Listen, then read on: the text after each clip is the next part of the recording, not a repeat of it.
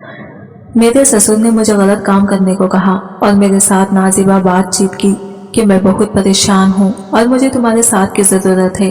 कभी वो मुझसे कहते हैं कि मेरा दिल तुम्हें देखकर ख्वाबों में नहीं रहता और मैं कंट्रोल नहीं कर पाता, और इसी तरह की मुख्तलिफ बातें कहकर मुझे अपने साथ गलत काम करने पर बहलाते फुसलाते हैं।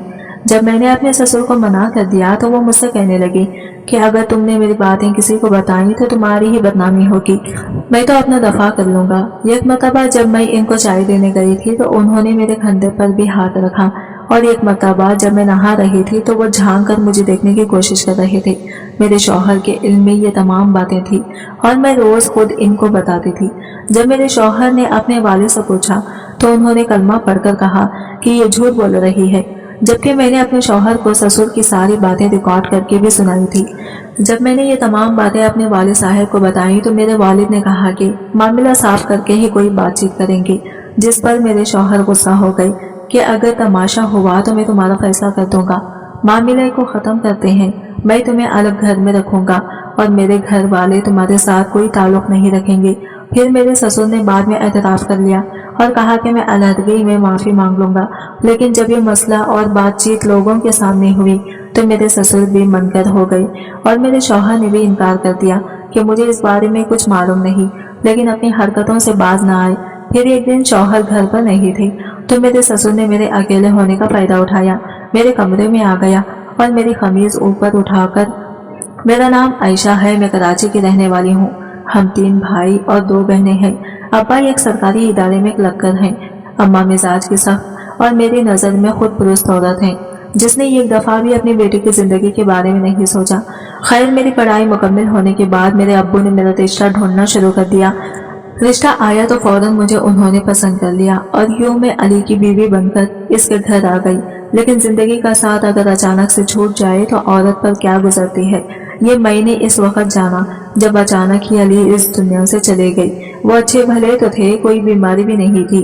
रात का खाना खाकर चाय पी रहे थे कि एक बार खांसे और जरा सा झुके और फिर सीधे ही ना हुए, सोफे से गिरते चले गए। मैंने इनको संभाला। जब मैं चीखने लगी, जोर जोर से अली किया तो मेरे ससुर भी आ गए। उन्होंने मेरी मदद की और अली को सीधा किया। हम इनको देखने लगे। मेरे ससुर ने अली की नब्ज चेक की और फिर बदहवास हो गई। इसकी हालत देखकर मैंने चीखना शुरू कर दिया, अली क्या हुआ है, आप कुछ बोलते क्यों नहीं हैं? मेरे ससुर कहने लगे कि बहू, अली की नब्ज नहीं चल रही है। मेरे ससुर ने बामुश्किल कहा और बाहर की तरफ गए। वो गाड़ी निकाल रहे थे। घर में मैं और बस मेरे ससुर ही थे।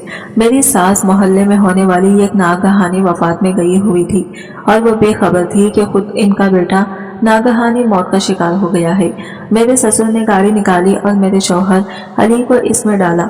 इस दौरान मैंने रोते हुए अपने पड़ोसियों को बताया और इनसे कहा कि वो हमारे पास आ जाएं, बच्चे अकेले हैं। रोने धोने के बावजूद भी मुझे बच्चों का होश था। अम्मी अब्बू को बताने का वक्त नहीं था, इसलिए हम दोनों रवाना हो गए। पिछली सीट पर मैं अली का सर गोद में लिए बैठी हुई थी। वो बिल्कुल साकित थे, हल नहीं रहे थे। मैं लरसते हाथों से बार बार इनकी नब्ज चेक कर रही थी, मगर मुझे अव्वल तो देखना ही नहीं आता था और इतने डर में नब्ज का पता भी कहाँ से चलता। फिर भी मैं कोशिश करती रही, इनकी हाथ पांव सहलाती रही। हम हॉस्पिटल पहुंच गए जहां इमरजेंसी की सहूलत थी।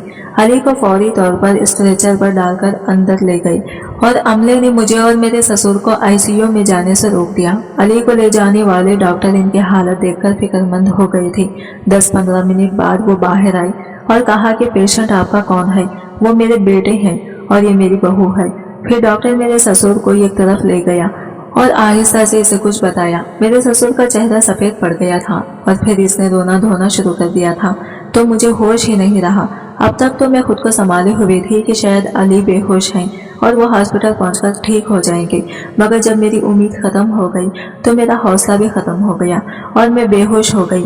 मुझे होश आया तो मैं और अली दोनों घर आ गए थे। 2 घंटे पहले जो घर खाली था अब भर गया था, मगर मुझे तो अब सब खाली लग रहा था। रोने और अली को पुकारने की आवाजें मुझे दूर से आ रही थी। मैं फिर से बेहोश हो गई। अगली बार होश आया तो सुबह हो चुकी थी।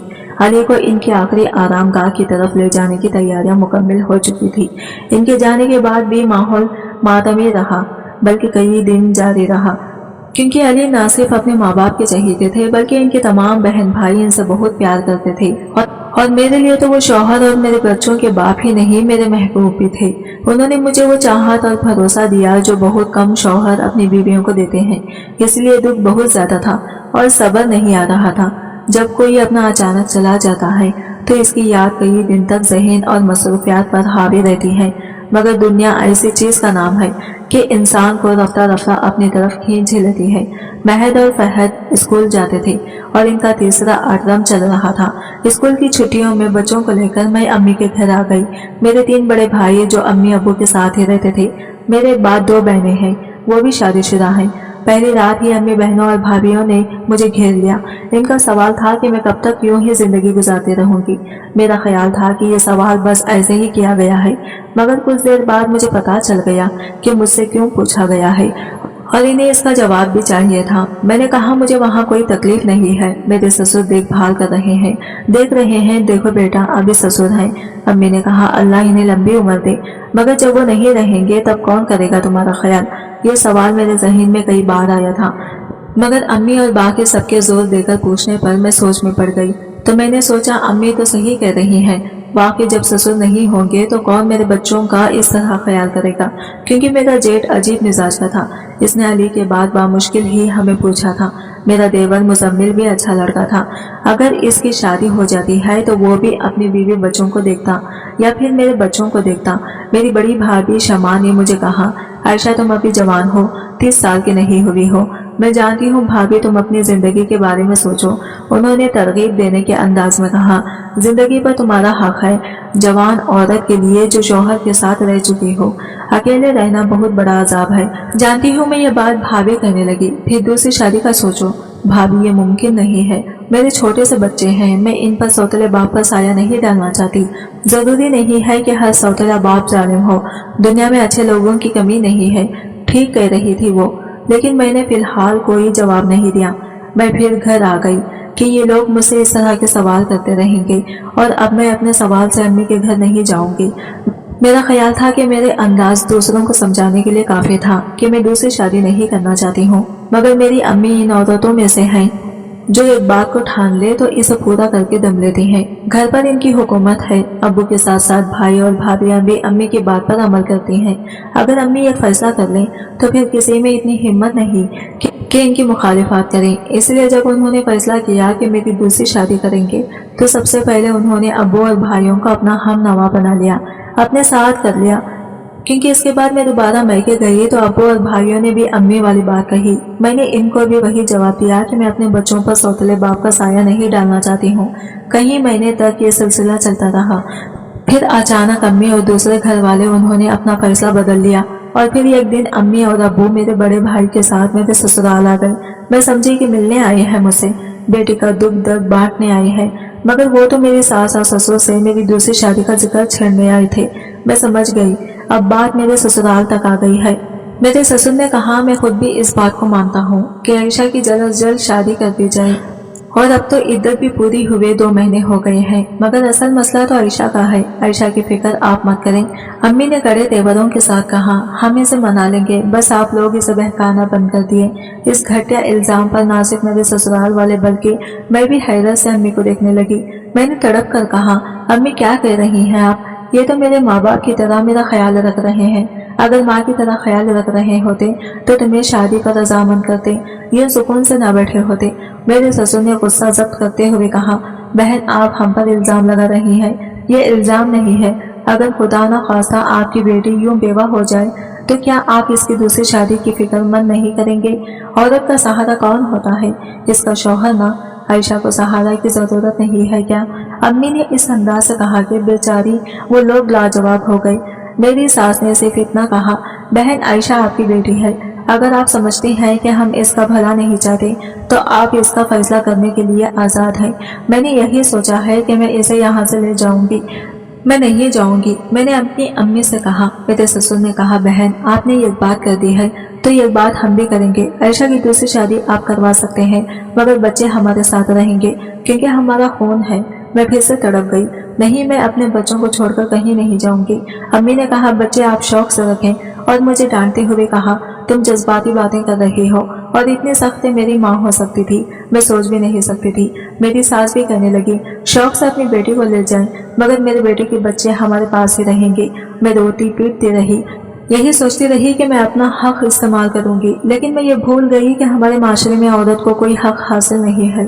फिर मैंने भी मेरे माँ बाप, मेरे मैके वालों के फैसले पर सर झुका दिया। मुझे भी शादी करना पड़ी। हसन का रिश्ता अखबार में आया था। इसने लिखा था इसे किसी बेवा या तलाक याफ्ता से शादी करनी है। बड़े भाई ने इसके बारे में अम्मी को बताया तो अम्मी खुश हो गई। अम्मी ने फौरी तौर पर हसन से बात की। इसकी तारीफ और इसका अंदाज बयान देखकर मेरी माँ तो इसके पीछे पागल हो गई। ये भी नहीं सोचा कि थोड़ी इन्वेस्टिगेशन कर ले। बस उन्होंने अपने बेवा बेटे का निकाह एक ऐसे शख्स से करवा दिया जो बदमाश और अय्याश पुरुष था। सिर्फ ज़ाहिरी खदोखाल देखकर मेरी माँ ने अपने बेटे का सौदा कर दिया। रोज़े अव्वल हसन का रवैया मेरे साथ दब गया था, जैसे जबरदस्ती इसने शादी की हो। दूसरे दिन मुझे अंदाजा हो गया कि इसके किचन में खाने पीने के लिए कुछ नहीं है। जब मैंने इसे कहा कि मुझे सौदा ला दे, मैं घर पर खाना बनाऊंगी, तो इसने कहा क्या जरूरत है, बाहर से सब मिल जाता है, तीनों टाइम का बाहर से आ जाएगा। मुझे बाहर के खाने पसंद नहीं है, तुम ले आओ सौदा, मैं तो नहीं ला के दूंगा। इसके बाद मुझे इससे पैसा मांगने की हिम्मत नहीं हुई। इसका जवाब वाज़ा था कि वो मुझे सौदा लाकर नहीं देगा। शादी के वक्त भी वो सिर्फ एक जोड़ा लेकर आया था जिसमें मैं रुखसत होकर आ गई थी। इसने कोई जेवर भी नहीं दिया था। मैं अपनी ही शादी का एक सेट पहनकर आ गई थी। ना जाने मेरी छठी हस्ती या कोई और चीज थी कि कुदरत मेरा साथ दे रही थी। इस बात में कि अपना सारा जेवर अम्मी के पास मैंने रखवा दिया था कि बाद में ले जाऊंगी। शादी के हफ्ते बाद हसन ने मुझसे कहा चलो कहीं हनीमून पर चलते हैं। मैंने बेदिली से कहा कहाँ चलेंगे? पहाड़ी इलाके में। फिर मैंने ना चाहते हुए भी रजामंदी जाहिर कर दी। अम्मी के घर पहुंची तो अम्मी ने मेरी हालत देखकर कहा कि कितनी कमजोर हो गई हो तुम। अम्मी को अब भी एहसास हो रहा था कि हसन बहुत अच्छा इंसान है और कहा कि तुम हसन से निमरा के लिए बात करो, अभी वो बहुत छोटी है, वो इसे तो तुम्हारे पास रखने पर राजी हो सकता है। वो मुझसे कोई बात नहीं करता था। आपने मुझे गड्ढे में ढकेल दिया है, पता नहीं मेरा क्या अंजाम होगा। हसन अच्छा आदमी है, अभी तक आपके सामने इसकी बुराई नहीं आई है, इसीलिए ऐसा कह रहे हैं। वो सिर्फ 2 घंटे वहां पर रुका, खाने से मना कर दिया और मुझे भी लेकर निकल गया और घर वालों से कहा कि वो मुझे आज होटल पर डिनर करवाने के लिए ले जा रहे हैं, मगर वो मुझे खाना खिलाने के बजाय फ्लैट पर छोड़ दिया और ये तक नहीं पूछा कि मैं क्या खाऊंगी, क्योंकि घर में तो कुछ था ही नहीं। रात गए तक वो आया, आते ही करवट लेकर सो गया। कुछ देर में इसके खराटे गूंजने लगे। इस वक्त मुझे इसके खुले मुंह से अजीब सी बू महसूस हो रही थी, मगर मुझे भूख से नींद नहीं आ रही थी। सुबह तक जागती सोती रही। वो 10 बजे उठा और आराम से 11 बजे तक नाश्ता लेकर आया। तब मैंने कुछ खाया और मेरी जान में जान आई। इसका तरीका यह था कि नाश्ते में कुछ ले आता तो जो बच जाता वही मेरा दिन का खाना होता। रात को वो दफ्तर से आते हुए लेते आता था। कोई आ जाता था तो बस इसे चाय काफी पेश कर सकती थी, इसके अलावा कुछ नहीं था। अगर मैं 2 दिन बाद बकुल इसके हम हनीमून पर रवाना हुए, लेकिन वो चंद घंटे के ड्राइव के बाद होटल के बजाय किसी खस्ता हॉल रिजॉर्ट हाउस पर पहुंच गया। यहाँ चंद कमरे थे और बहुत ही ज्यादा पुराना फर्नीचर रखा हुआ था। एक अजीब अजीब सा चौकीदार था जो सारे काम करता था। जगह वीरान थी और यहाँ फैमिली वाला माहौल नहीं था। मैंने देखा कि हर कमरे में एक मर्द और एक औरत थे जो बेज़ाहिर आपस में मियाँ बीवी भी नहीं थे। कमरा इस तरह के थे कि अंदर होने वाली बातें और आवाजें बाहर तक साफ सुनाई दे रही थी।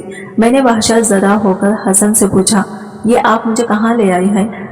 क्यों, क्या बुराई है यहाँ का माहौल देख रही हैं आप? हमें माहौल से क्या, हमें तो एंजॉय करने आई है। मेरी समझ में नहीं आ रहा इस वीरान से जगह पर एंजॉय करने वाली क्या बात है। रेस्ट हाउस जिस पहाड़ी पर था, इसके चारों तरफ घना जंगल था और ऐसी झाड़ियां आ गई हुई थी जिन पर कांटे थे। रास्ता निहायत खराब था। पहली रात आसपास से जिस किस्म की आवाजें आई, मुझे यकीन हो गया ये अय्याशी और फहाशी अड्डा है। सुबह होते ही मैंने हसन से कहा, मुझे अभी और इसी वक्त घर जाना है, यहाँ 1 मिनट भी नहीं रुक सकती, अभी हम नहीं जा सकते। इसने बेपरवाही से कहा, प्लीज नहीं, बस 1 दिन की बात और है, कल सुबह हम यहाँ से चले जाएंगे।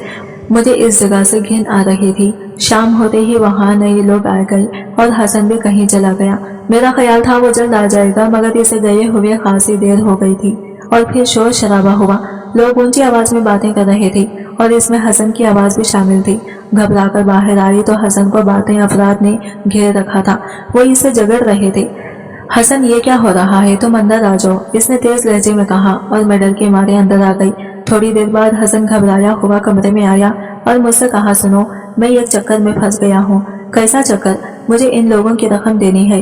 क्यों देनी है? कुछ पुराना मामला है। क्या ये आपके पीछे आए हैं? पता नहीं, मगर ये बहुत खतरनाक लोग हैं।